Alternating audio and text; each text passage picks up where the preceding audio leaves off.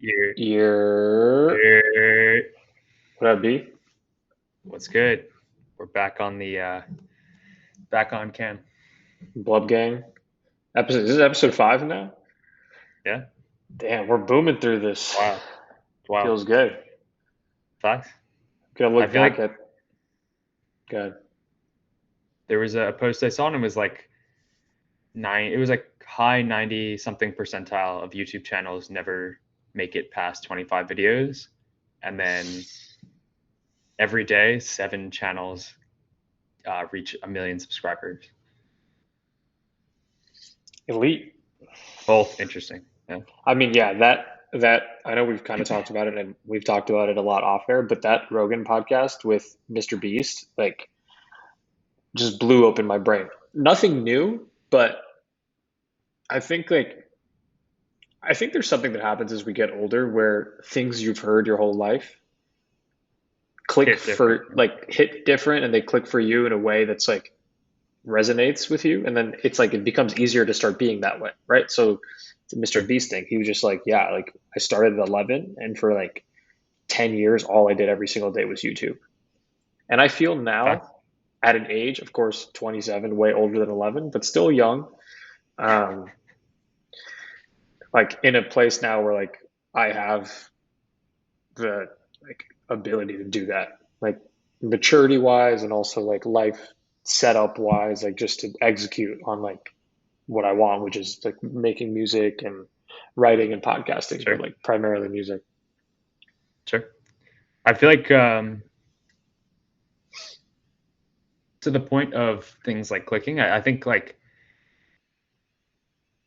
words have you can use the same words, but they have completely different like meanings in our head. And I think like yeah, as you get older, as you like experience things, like it's like oh, this is what they were, talking about all along.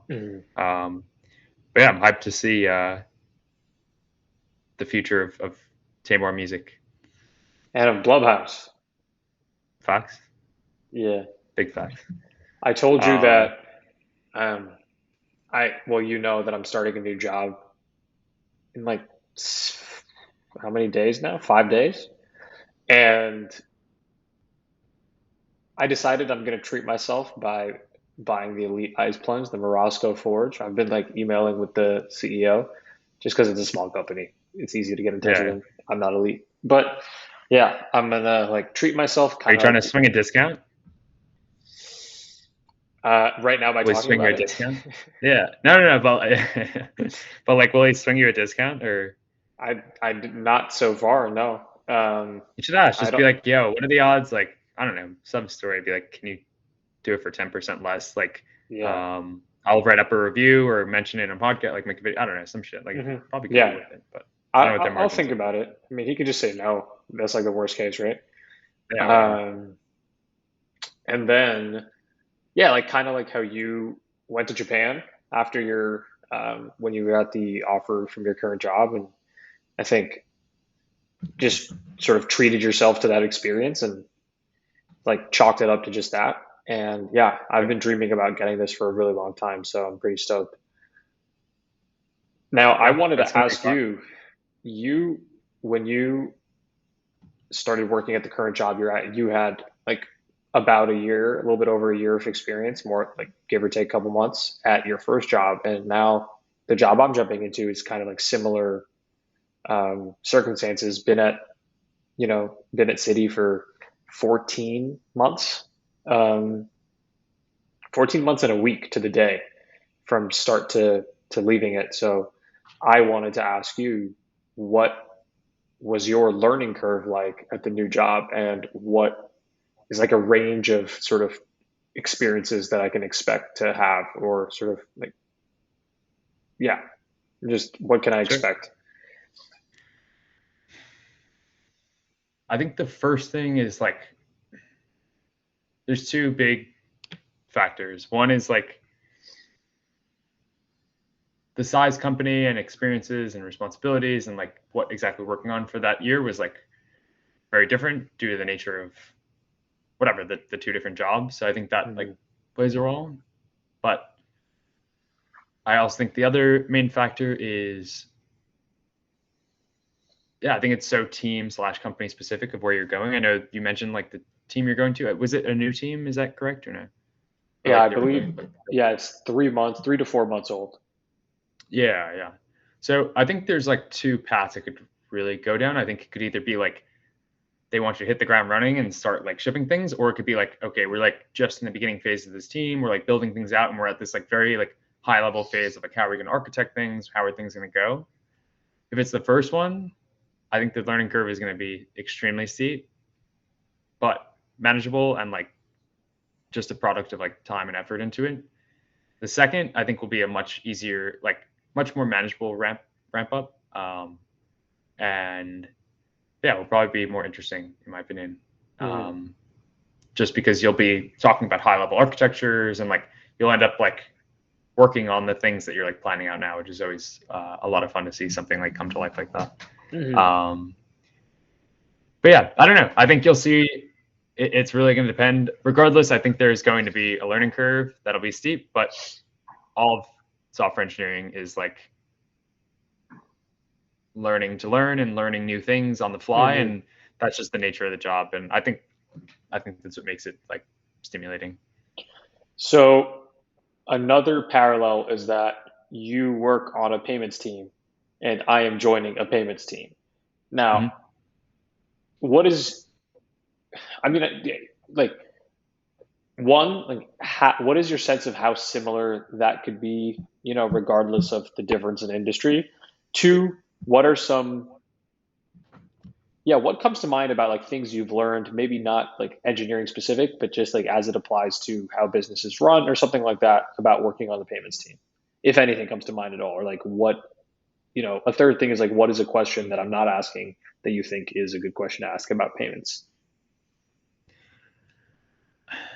I mean, I don't think a lot of payments is really rocket science. I mean, there's parts that are, and depends on what system you're working on. There could be like a system where you need like, you're taking in a crazy amount of requests. Like let's say you're building uh, whatever, maybe like Venmo or something like that, where you have one API, it's getting slammed, like whatever, but manageable and like clearly like people build it and it's not Hmm. an unsolved problem. I just think that the biggest thing with payments is that like money is the lifeblood of a business and payments is like the veins and heart that like power that. Hmm. And like if money's not flowing, money's not coming into the company. So I think it's Hmm. like just it takes you need to like really focus on like a much higher level and make sure there's no regressions in the system. They're inevitable, they'll happen, but just like making sure you know you take it down to the lowest percent possible. Hmm. Um, yeah, that's what I would say is just like there's a low tolerance for error basically. But if the team is run properly and like I'm sure things we put in place, you want to like you put a lot of things in place to make sure that's yeah, that is a safe place to work and there's like safety nets basically. Hmm. Um, yeah, I don't know. There's crazy things that can happen though. There's people that have not just my company, other companies where it's like a one variable change and it's like, Break the system. break the system can be like millions of dollars plus like so. Hmm. Um, yeah, I don't know, but I think it makes for a stronger engineer. Extremely biased statement, but also I do think that is the case. Hmm. Um, yeah, I think you're gonna like it a lot, and I'm curious to see what the team is like, and yeah, what you make of it. But I think you're gonna like it quite a bit. So, I'm mad excited. Also, because nice. for like 2 or 3 years now, Jay has just been like, "Yo, Scala, best language." Jay also gets hype about the most random things, like, Yeah, yeah. Do you but I remember? think you're gonna like it. Scala's like Do you remember in like the end of senior year when he was pimping out his car? Something about the what was it? for reference, it was like a 2005 Volvo like station wagon, Minivan, yeah, station wagon. fire car, but context of what he is, Yeah, yeah. and I think something about he was just like working on it for like 2 months. Something about the alignment was off or suspension. I don't know. I don't know cars, but I just remember like when he finally got it working, we went to go see a movie and he was going like 80 in a tunnel. Literally He's hilarious. like, yo, guys, see this. He had like a full like industrial like speaker in his trunk. That was Bro. hilarious. You remember when he And then bumped that? yeah, and then he had the Bowser box up top. Yeah. I respect Jay with his there was something he was like trying to work on, and then he like talked to a mechanic or like and was like looking online, and it was like Mhm. if he gets it right, like he saved like $1,000, but if he gets it wrong, it was like $5,000. It just It like was the wasn't alignment the thing. risk versus reward. It was the two front Yeah. wheels weren't aligned. So like, No, no, it was something in the engine, and he was just like oh, okay. this like it was like he ended up not fixing it himself because it was like just really not worth it. Hmm. Yeah, the potential But yeah, I think downside. that's yeah. Hmm. Um, yeah, I think that's a good quality is knowing when you don't know enough and knowing like Hmm. when to risk and when to not risk. Hmm. And I thought he did an excellent job there. So You know, Isaac yeah, still drives the boat, the I love SS. that car. Honestly, Oh, it was so fun, man. That car, that like thing. Yeah, the number of California burritos I got in that car, like that car enriched my life. And Isaac was so chill about letting you borrow it. Like, yo, Isaac, can I grab the car? yeah. Yeah, for sure. That car, learning how to drive that car allowed us to walk so that we could drive boats in Miami and run. Like, Facts. And go yeah, tubing in that illegal zone. literally. That was fire. That was mad Um, fun. cool. So what you got teed up? I think we should. Yeah, I think so. I think we should talk about one of the tweets slash ideas you had. Um, the first one is let's talk about this one. Assuming nothing is a big deal. Yeah, so context. I think I talked about this last episode, but I have this CBD that I take to go to sleep, and if I take a little bit too much, I don't know. I think it doesn't say THC in it, but something else is in it that kind of gets me high. And I was just, I don't know, when I get high, my mind just goes off and like it just Yeah. explodes. It feels like just constant explosions going on. And one of the thoughts I had was like, and it's not groundbreaking at all, not at all. But whenever, like, just always assume nothing is a big deal, even if it is a big deal, because having a calm disposition allows you to solve the problem better. And also, like, yeah, I mean, like, I think it's what Douglas Adams, Hitchhiker's Guide to the Galaxy. I think it's that book where he says like rule number one is like never panic, and I think that's really I, really strong. And I don't know why it clicked for me in that moment, but I think about like Elon has like said that that book had a very strong impact on him, and specifically like um, that lesson, like never panic. And he talks about when he was going through his crisis when Tesla and SpaceX almost both like imploded in the same week. And he was like, yeah, like I just, kept thinking about that. Like panic doesn't help anything. And then I also think about what Ray Dalio said in Principles, how like sometimes or oftentimes in life, it'll seem like we have to make a decision that has a trade off that we really don't want to, trade off. And what Dalio says is, I've learned in my life, quote, like paraphrasing him, I've learned in my life that if you approach a problem slowly and creatively, you can usually like find a way to have your cake and eat sorry. it too. And I think it's just a high ROI perspective to carry. And I think also something that's clicked recently is understanding that like we can choose sort of the attitude we have, and it just makes sense to choose like the highest ROI attitude, even if Sure. it seems like emotionally not matched to what you're experiencing in the moment. Like I think like Sure. sometimes shit hits the fan, we want to panic and we think panic is justified, but it doesn't help you in any way. So yeah, Sure. that's kind of what I was thinking off the CBD. Fact. Maybe I that's think the episode name, off the CBD. I think from like a neurological, neurochemical like point of view, it's almost like inside out. Like once you allow this mindset to step in, like you no longer have control over the brain, over your brain, and like the chemicals that are flooding your body, like your like rational mind just shuts off, like on a Hmm. very physical level, like shuts off, and your monkey brain like turns on. Hmm. Um, yeah, I agree. I mean, I do think fear and like panic has a place, and I think it's a good like signal, like okay, like especially if it's well calibrated, like okay, like this is important. But I think being able to use the higher level mind, take a step back and be like, okay, fear, something is big here, and I know this is important, but I don't need to like overreact in that way. Obviously, easier said than done. Like, Way but easier said than done. yeah, I agree. Yeah, Oh, how I wish I could unsend some emails that I've sent in the past where I was pissed off or agitated. You know, like facts. my canceling, like if I get famous, my canceling is going to be like recruiters that I sent fucked up emails to. There's like a Hitler. It's like Death Note, but Recruiters. I mean, I just think in general, recruiters are the worst people. But some of them are lovely. Some of them are lovely. facts. But some of them are just like, oh my God, can you please respond to an email?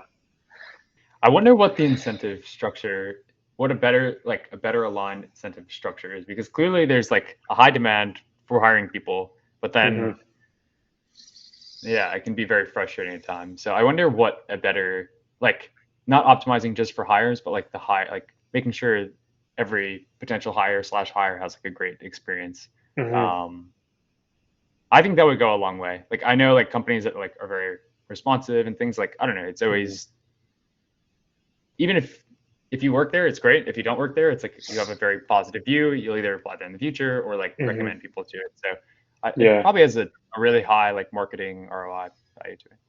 Yeah. Maybe like when an engineer gets hired, they have to fill out an evaluation of the recruiter.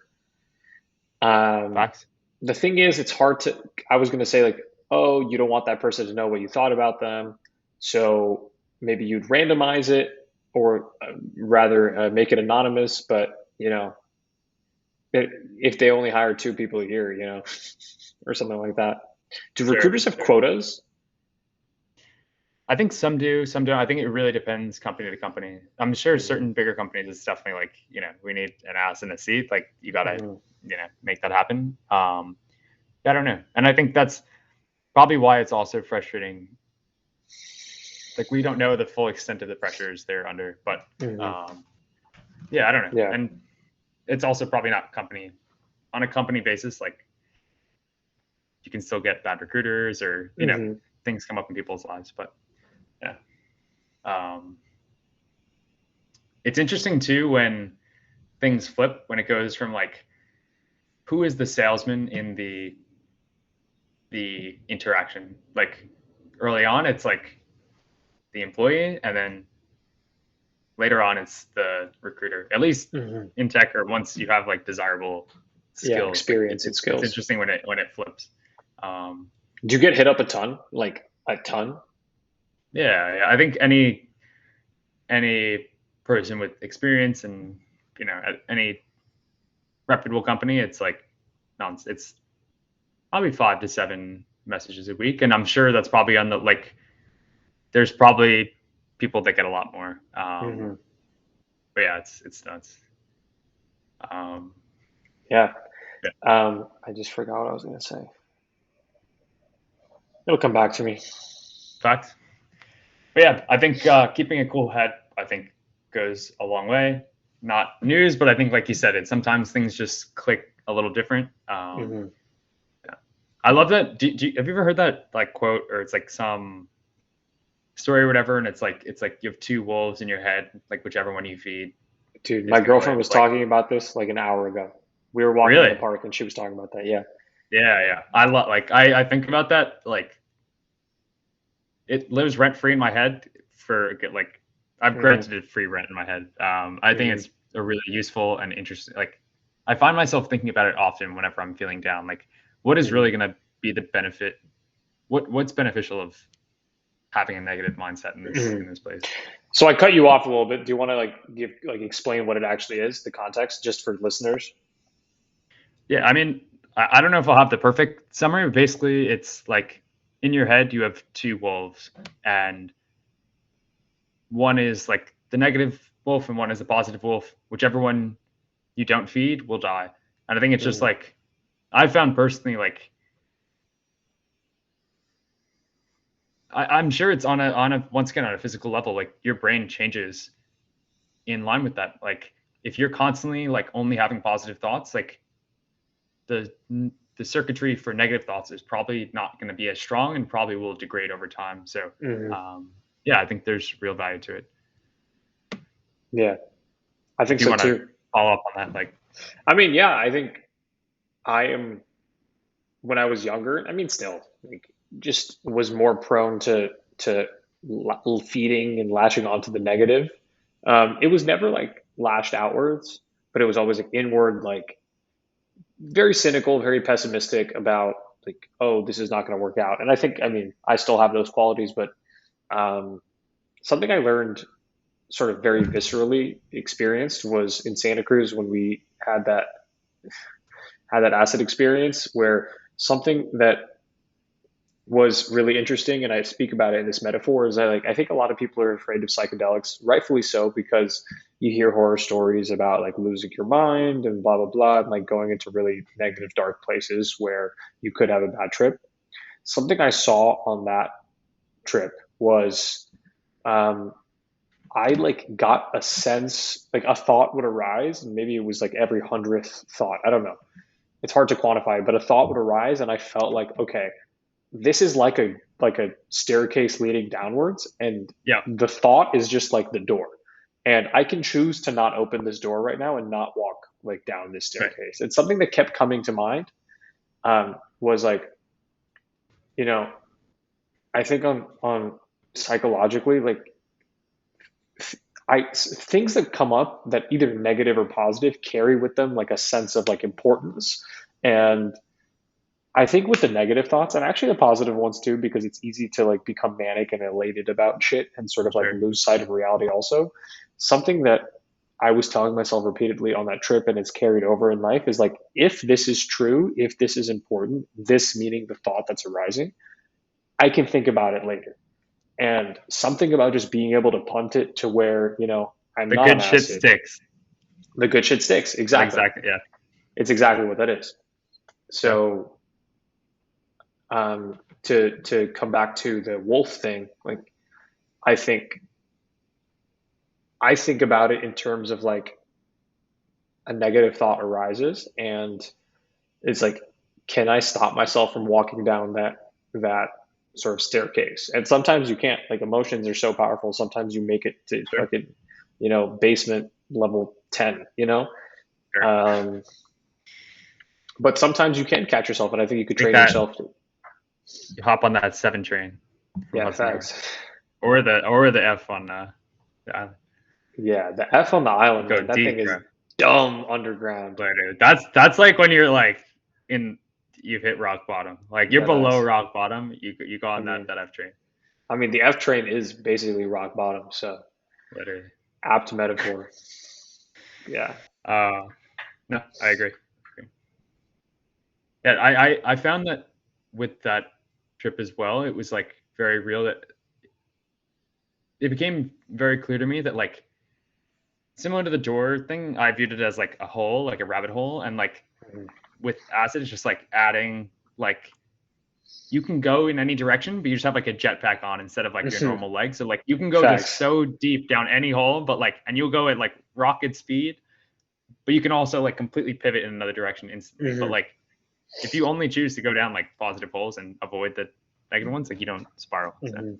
um, Yeah. Another once thing for again, me, easier said. yeah, another thing for me was reinforcing like the impact the physical has on the mental. And Sure. uh, a story is the first time I took acid was in uh, sophomore year, and I did it with Yeah, friends in the in park. Yeah, I remember. Golden Gate Park, and there was one moment where we were kind of just exploring and adventuring, and we kind of came upon like randomly a homeless person's like belongings in the park, and it was a dark image. And um, I think one of the things that happens when you're on a psychedelic is you're very impressionable, sort of emotionally and psychologically, by the environment. And coming upon that dark scene, I think impacted the four of us pretty strongly. And we had sort of spent the sort of time leading up to that just giggling, laughing, like having the most. It was all of our first times doing it, so it's like mind Mhm. blowing. Like, what is this? Like, we were talking with ducks and fucking like Everything, yeah. petting bushes and like just like the most sophomoric like acid shit you could think Yep. of. And then like we had sort of seen this sort of homeless person's belongings and sort of where they live, and there was a mattress, and it was just like dark. And then for the next like what felt like 10 minutes, we were all just really silent. And then one of us was like, yo, let's just race, like let's sprint. And we just started running, and I don't know how long or far we ran, but we Yeah. just like felt better afterwards. Like, whoa, like that Yeah. made us feel a lot better. Yeah. Yeah. And that like Yeah. I definitely think transfers over to just regular life.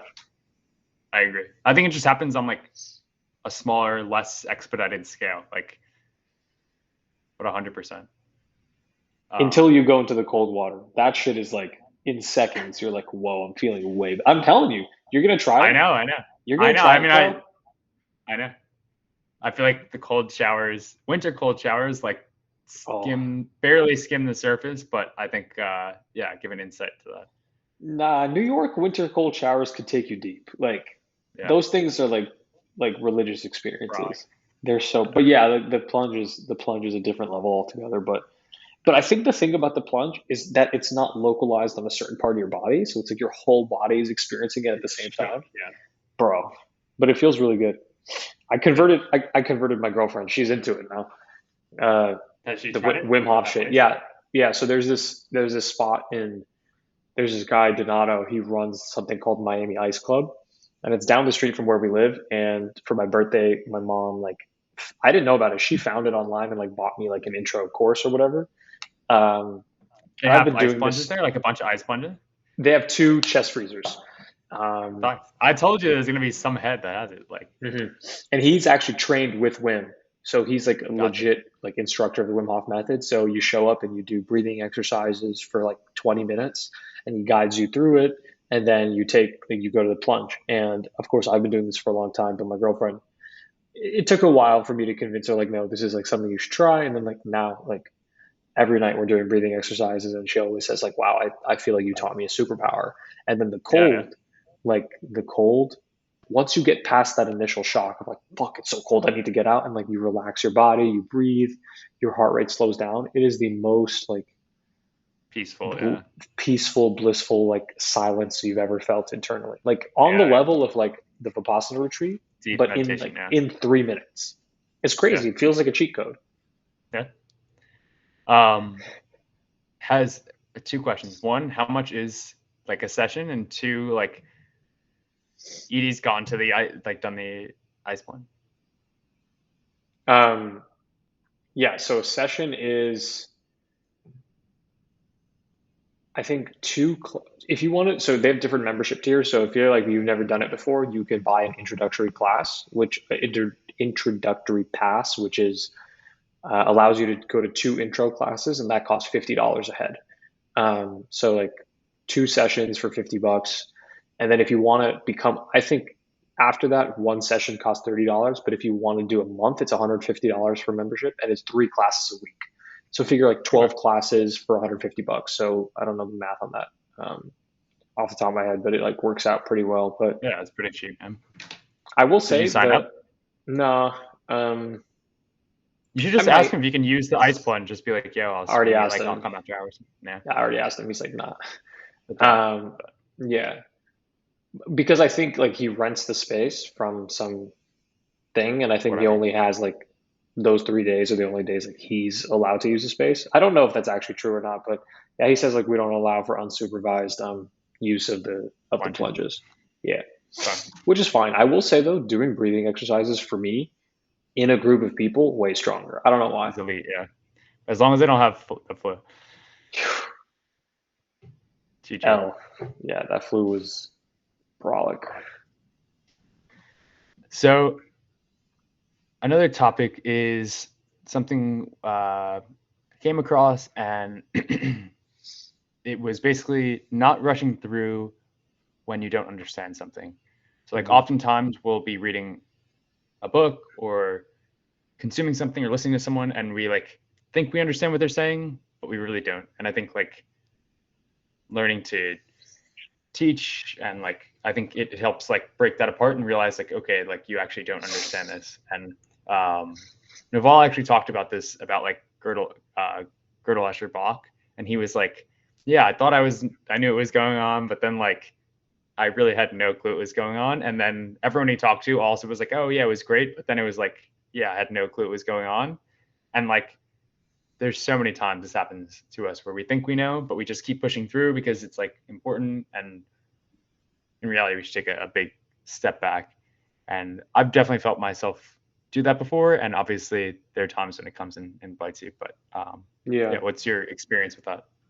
Oh, 100% agree. I mean, I told that story when like I was 20 and was studying abroad and I read Principles for the first time and it just like blew open my world because what the thing that resonated with me a lot about many things, but number one was um, like it's not important like, to feel right. It's important to be right. And um, it's there's like a psychological human tendency to think that you know that what how something is, and I think I've just been so influenced by the thought that it's like second nature to me now to like not really ever like the burden of proof of knowing something is actually quite high. Like to say like I actually know what this like I know Sure, sure. is very very We high. And covered, yeah. we spoke about that last, I think it was last podcast. Hmm. Yeah, just like how significant it is to say, like, yes, I Yeah. know this is true. Like, Uh-huh. And I think a good I think human ego prevents us from understanding that it's actually much there's I think there's way higher ROI to say you don't know, like I don't know, like than it is to like pretend to know. Um, sure. I remember Bill Burr in one of his specials. I think it's Let It Go, like the special that blew him up. He was like, "Yeah, like one of the things about growing up is like people ask me questions, and I just answer, and I have no fucking idea what I'm talking about." That's like there's something about that that's like really true. Like there's Sure. something like about wanting to seem like you know what you're talking about. That's a very powerful like ego driver. And Sure. There's, yeah. there's also like, there, when Naval and that guy were talking about the David Deutsch book, they also like brought up Nassim, and like the whole concept of like a black swan event is like we fundamentally can't know things for sure. Like you can, and Uh-huh. it's like you can't fundamentally know anything for sure. You can just be, you can have higher degrees of certainty, but you can't know something for sure. And the black swan, people don't know, is like you've only seen white swans for your whole life. Everyone's like, okay, there's only white swans, but then someone goes to Australia and sees a black swan, and it's like it's an unknown unknown. Like, or now it's like a known unknown. Like you don't Hmm. know, something can come into reality that we disproves everything we know, and we Yeah. have, that's just the way things are. Like, Yeah. I think we should drill down on that and sort of talk. I think it's a very powerful point. And I don't know, like one of the most influential things that Naval like says is like just, one of the best things you can do is just become a voracious reader. And I think that the reason that that is the case, and I know you and I both completely subscribe to that philosophy, is like the more you learn, the more you understand to tie it back that what you previously thought and like held to be true is just nonsense. And sorry, I think it takes experiencing that to understand why that's valuable. And Nassim Taleb, we're talking about the author of Black Swan and many other books. I think like he gives you that intellectual humility by like constantly proving just and striking you. arguing and just like yeah, that's not how something works. And the whole black swan thing, he gives the turkey example. Do you remember the turkey example? Which no. So he talks about like to the Oh, turkey. yeah. Yeah. Like So their quality of life. Yeah. yeah, so there is like a human tendency to believe that the future is going to look like the past. And there's a chance I butcher this, but this is what I remember off the top of my head. And like he gives, and Nassim is like arguing, or really like that this human tendency, like psychologically, is a big fallacy. And like he gives the example of a turkey. Like, let's say the day after Thanksgiving, a sort of turkey person buys a bunch of turkeys, right? And the whole year they're like fattened up, they're living the good life, they're like eating good, feeling good, sunlight, blah, blah, blah. For the year that turkey's life, they're going to think like, oh, the future is really bright because the past has been really bright. Like our life has been amazing. And every day when they see the turkey guy or turkey person come, it's like, oh, we're going to, eat good, blah, blah, blah, like really excited until Thanksgiving Day, right? Then the turkey guy turns into, the most horrific butcher of all time and just kills all these turkeys. So that is like trying to sort of illustrate many things, but one of them is like the concept of a black swan. There is no precedent in the past that you can use to predict what's going to happen, and that's what Right. defines a black swan moment. And like, Yeah. and Nassim is very brutal on economists. I don't know enough about economics to sort of comment on whether he's right or wrong. I think he's probably right because of his track record in sort of trading and the amount of money he's made, but he just shits on economists. Like, But the past isn't a predictor of the future. So no. yeah, yeah, yeah. The past is not a predictor I of the hear you. future. Facts. I mean, yeah. Um, I think people take this like the whole like fire movement. yeah, my girlfriend's really into it. Yeah, yeah. Like I think people like are like rest on this bedrock. Like okay, I know like worst case I can invest in like the S&P 500, and like in the past over the course of like whatever last 80 years, like it's returned like an 8% return, right? Hmm. Like, and people are like that is a bedrock foundation, and like I know that if I have like just enough money at that interest rate, like I can at that rate I can like retire. But like yes, the ideas in America are great, and yes, like it's a place where you know economies like our economy like flourishes, but like we have no clue what the hell is going to happen. And like the S&P and 500, right? Like we could lose reserve currency status and then be this secondary country and not grow at that rate, and then like your numbers are completely off. Like you can't retire if it's at 4% growth rate instead of 8% growth rate. So like Hmm. yeah, I think people not only believe that, but also like yeah, bet the farm on these assumptions that the future will be the Hmm. same as the past, which I think is dangerous. Even though it's so far continued to be true. Like, I mean, yeah, Adam Robinson says the same thing about real estate. I don't know enough about real estate to affirm or deny whether it's true, but he has said like, um, people assume that the real estate market is continuously going to grow and grow and grow, and he's like, no, like it actually can, you know, tank for decades, sure. for decades in a row. And I don't know enough to say that he actually made that prediction or not, but I think it's just illustrating that point. Um, Fine. that The yeah, the past is not necessarily a predictor of the future. fine. On the original point was about like not Okay. rushing through things you don't understand. And another thought that I had related to that I've like been very conscious of is like just as in that mental state, right? You're like, okay, like I understand this, yet you push through. Is like, what is my mental state when I feel like I want to like give up on something, right? Like, Mm, I feel like I'm gonna fail, and like I like have tried to be conscious in those moments and realize like, okay, I think this is like pointless, a waste of time. Like I'm not gonna succeed at it. Um, I just need to give up now.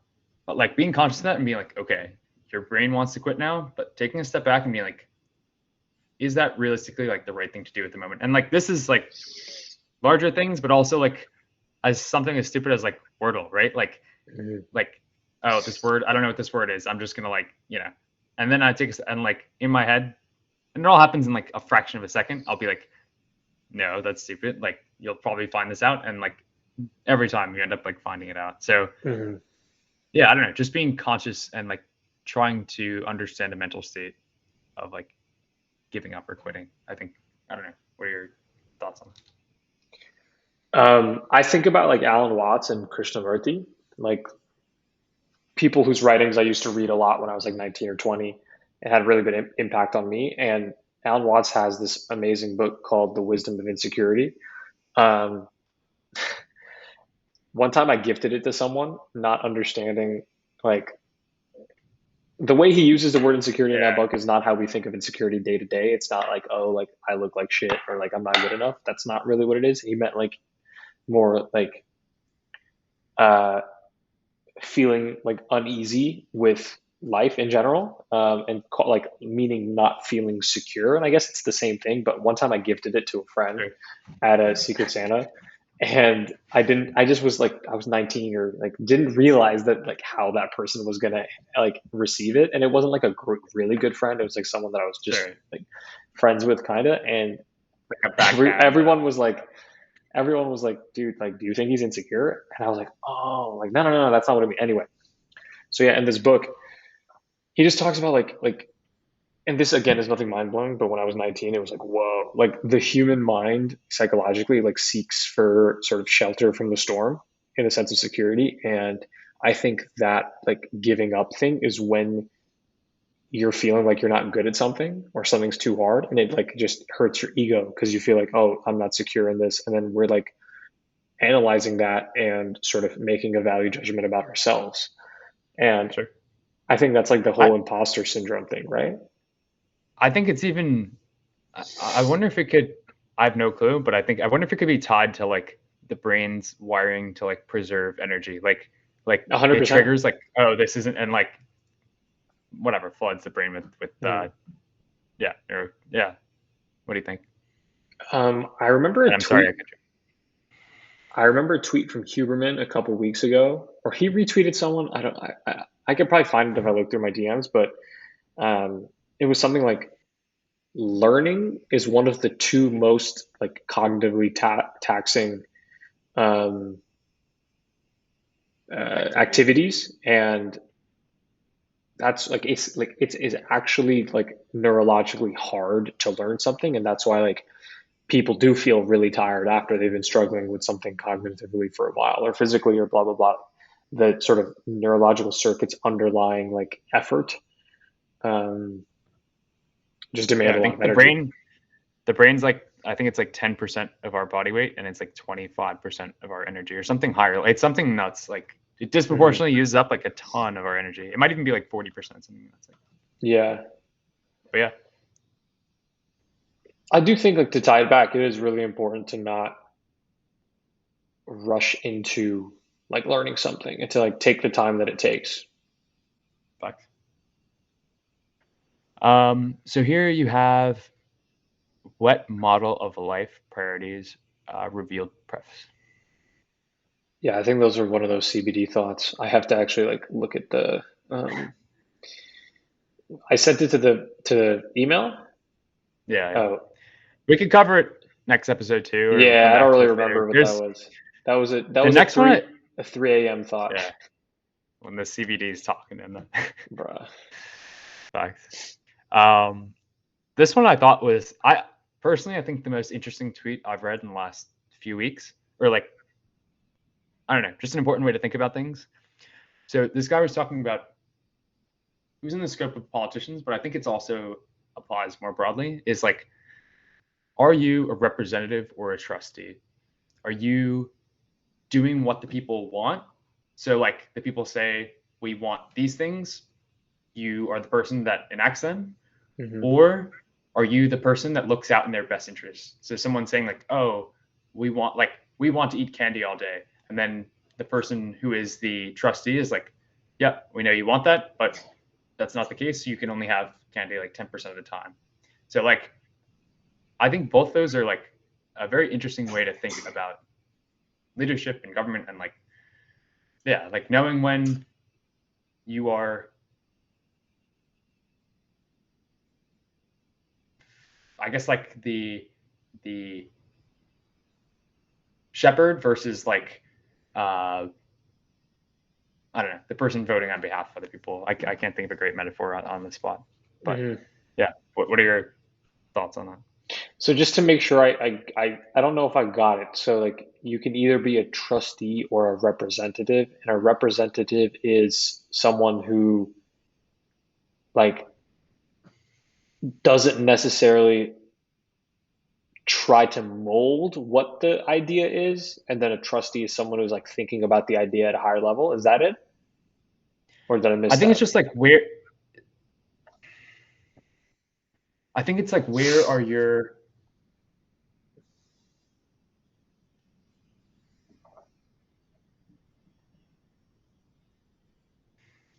I'm struggling to like articulate it perfectly, but I think I think like a parent think of this as like an example is like with the candy example, right? Like I want like the kids want to stay up till 10 p.m. Nope, you're gonna go to sleep at 7, right? Versus if that same parent is like ordering for a table, right? And like just like reading or like orders for the family and like says, okay, like we want, noodles, chicken, broccoli, whatever. Like one is like your interest is you're taking care of the group versus like just doing what the group says. I don't know. Uh, that's an interesting thought. I think like yeah, we definitely fluctuate in between those two, and I think a lot of it comes down to what the circumstances at hand sort of um, what the circumstances at hand like dictate. But it makes me think of this one thing. Jocko, in one of his podcasts, he was reading like this book from this military strategist, something like Hart Liddell, BH Hart Liddell, something like that. And the the author that Jocko was talking about sort of said that a prophet is never a leader. And in like to go deeper into that, he was talking about like how if you think about like, and I think Yuval also talked about this, that the greatest leaders in the world are seldom like coming up with like novel philosophical insight or like new ways to do things. And if you look at like the prophets in history, many of them were like incendiary or like iconoclasts. And Podcast, yeah. I don't know if this is exactly what you're saying, but it just made me think of that. Like often those are not the same people. And I think it is helpful to try to distinguish like who you're trying to be. If you find yourself caring about those things at all, like are you, like Nassim Taleb is never going to be president. He's like too, he like talks shit about the system, not talk shit about the system, but he points out like the flaws in the system.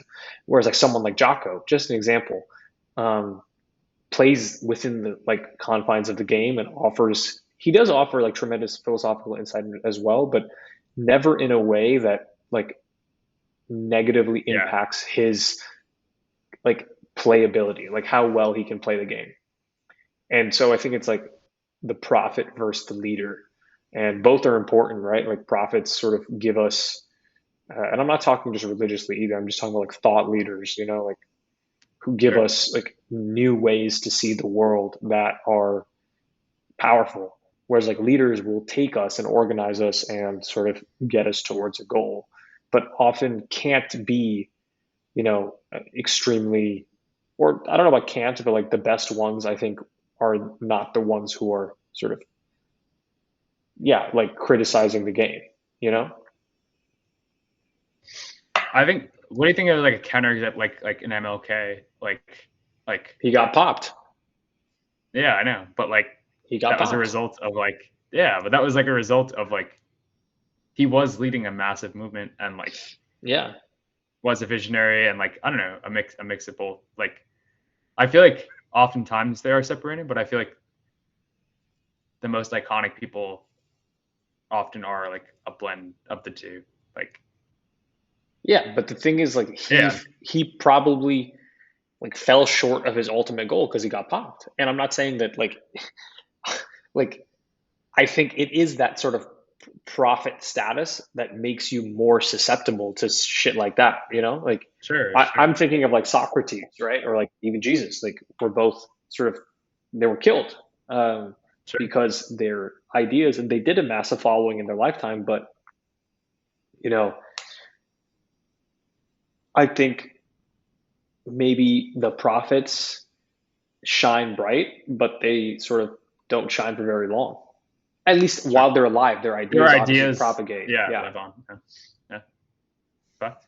But you think about like, I I don't know, who's like considered the best president? Actually, I don't even know. That's probably a whole different discussion. yeah, yeah. But like an FDR, I feel like Hmm. Got popped because he used to there's a criticize the prop. CIA, right? No, that's like he got But popped. so I meant Teddy Roosevelt, like making national parks, like um, yeah, like the pulled the economy out of the garbage, like. And I think in that case, he's acting as like a trustee. Like he knows what's in the people's best interest. Like people want to mine these things, like Hmm. mine public land, or I don't know. But I agree. I do agree that there is a large divide in terms of people who have power and people that are like prophets. Hmm. There's. Have you ever read the book The Sovereign Individual?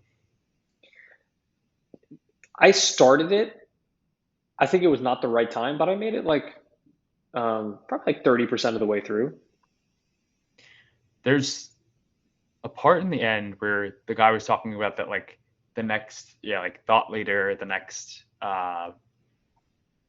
major impactful person is someone that no one knows about, and it's in the back corners of like Reddit, Twitter, something like the person that has changed. Like, and I think it's to this point is like the next prophet is off in the shadows, and that could be who knows, like Satoshi or something like that, someone like that. Hmm. So yeah, Yeah, facts. That's one of the more exciting things about like the unfolding of history for me is like who is the next Einstein?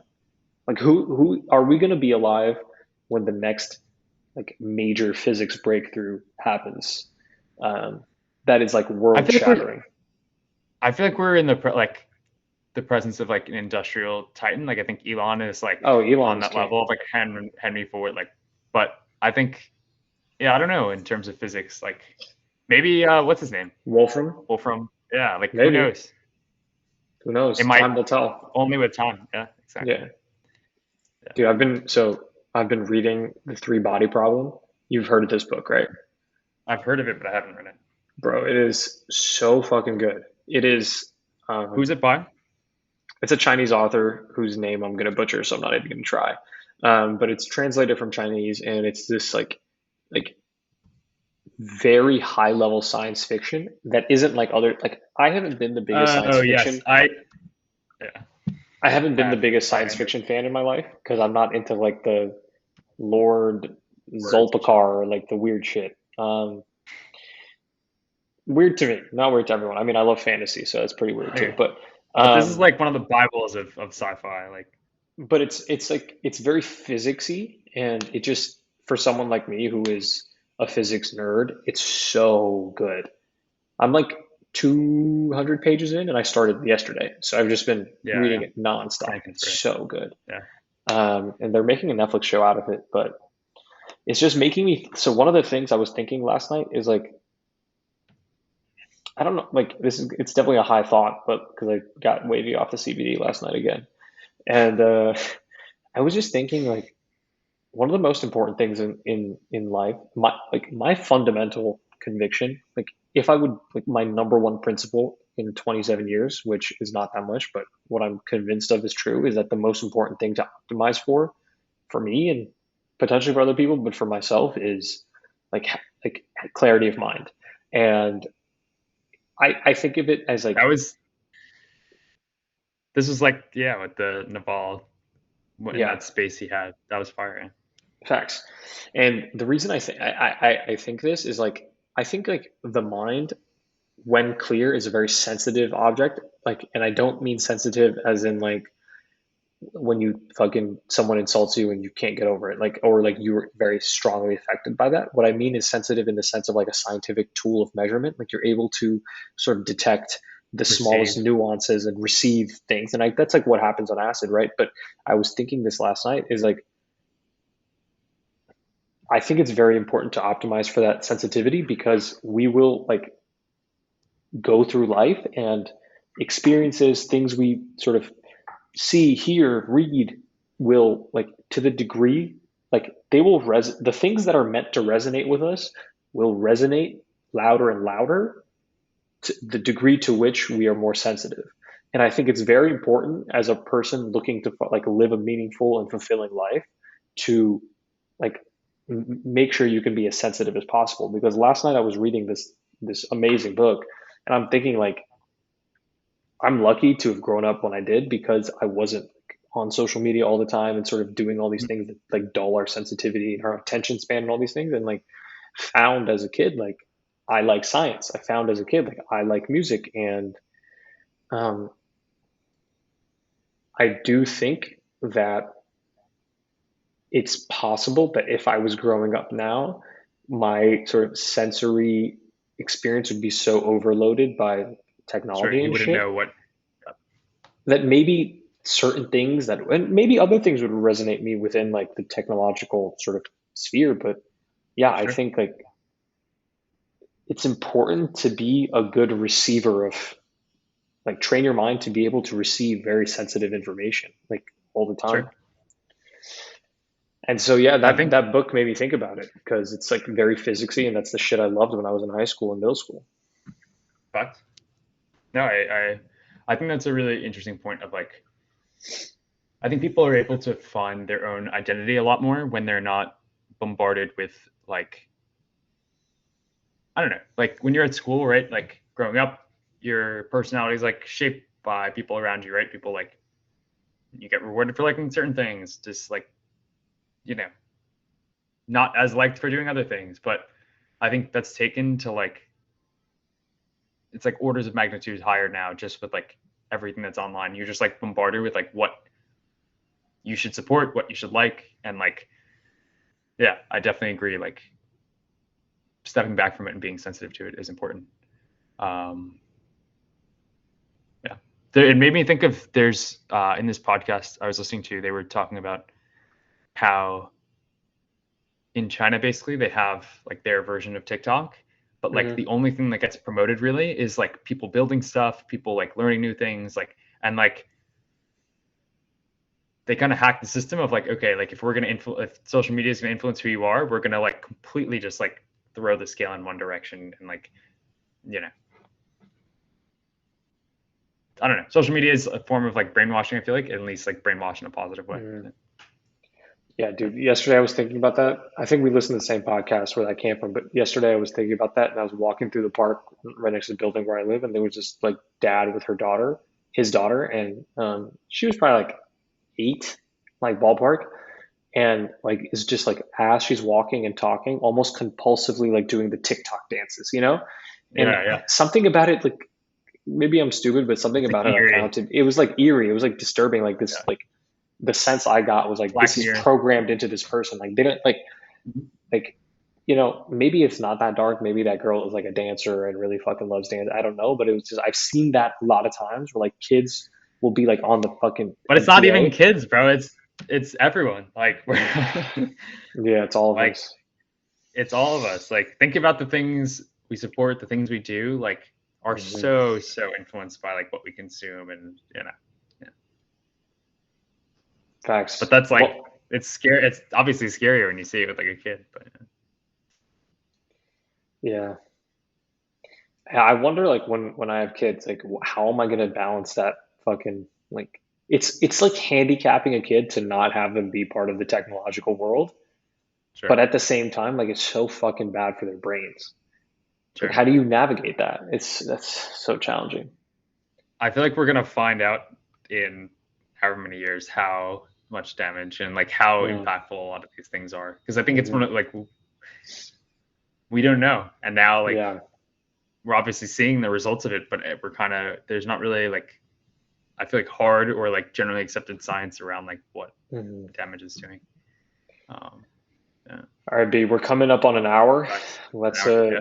close this out. You want to maybe share, like, I already talked about Three Body Problem book I'm reading. Is there anything in the last week that you've consumed or sort of experienced that has been top of mind that you want to share or learned? Yeah. I guess one thing I've been thinking about is this book I'm reading that I actually don't like. Honestly, I think it's like mostly a lot of fat and not a lot of meat to it.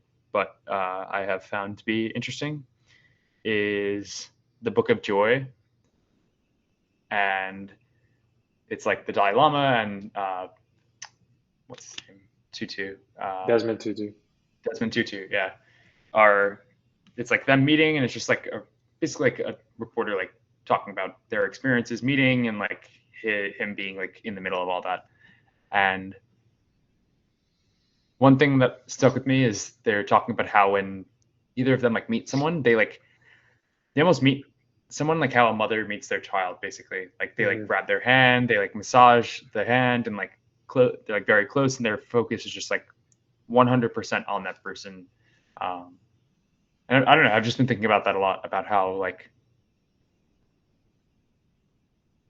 that's a good thing to strive towards in terms of like being present and like how to treat other people. So yeah, something I'm thinking about.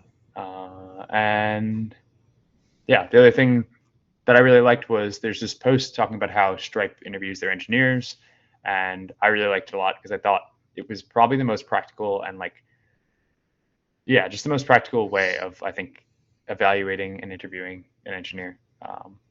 And I can give Yeah. the TLDR because I have it pulled up, but basically they do a design implementation. So you're given a problem, you have to build a high level solution, bug squash, you get like an open source repo and you have to just fix a bug in it. So you're in a code base you don't know and you have to like resolve an issue. Super practical. Hmm. Refactoring, I think it just shows like, do you know what proper and good clean code looks like? Definitely a little more like pinkies up, but I think very practical. And the last one is paired programming, just like how do you work with someone? And um, yeah, I think that's the extent of it. So those are the few things that I've really liked. And yeah, what about you? You got third body problem? Third body problem, Three Body Problem is really it. I'm excited to jump into this Scala book. I don't know if we show it, but I just got this book for my new job. I got to learn Scala, so I'm pretty excited to jump into this. Pretty dorky. Um, Dude, I interviewed at Stripe like 2 years ago, and I got my fucking ass handed to me. But No. I did get the sense that it was very, very practical, but I just didn't have Was it any a actual algo question experience. or no? No, it was exactly what you said. Like they give you like like Okay. they want you to sort of like they give you like an open source API, and they want you to design like a sort of way of interacting with that API and sort of handling requests and Oh, parsing I the do data. remember you telling me that. Yeah. Yeah, I mean it was like it wasn't like I think if I took it now, I could probably I mean, maybe not, but I think I would fare much better. But 2 years ago, when I had no working experience, it was so hard. But it Yeah. wasn't an algorithm. Yeah, actually, I think Gemini's it's interview smart. was pretty similar. Uh, yeah, Yeah, I think it's smart. I mean, the other ones, the other like algorithm questions, I think can test for a certain level of like intelligence, but which I think is important. But I also think these are just like so practical and like high signal. So, yeah, hmm, facts. facts. Final question, closing question. How long do you think I should? When is it appropriate to update my LinkedIn? Just for like day you start, I feel like monopoly form. Did you do I hate that? when people put like Incoming? Oh, incoming that shit whatever. is so Yeah, cheesy. I don't remember. I think I did it. It was either the day I started or I did it like shortly after, like within a week or two. Hmm.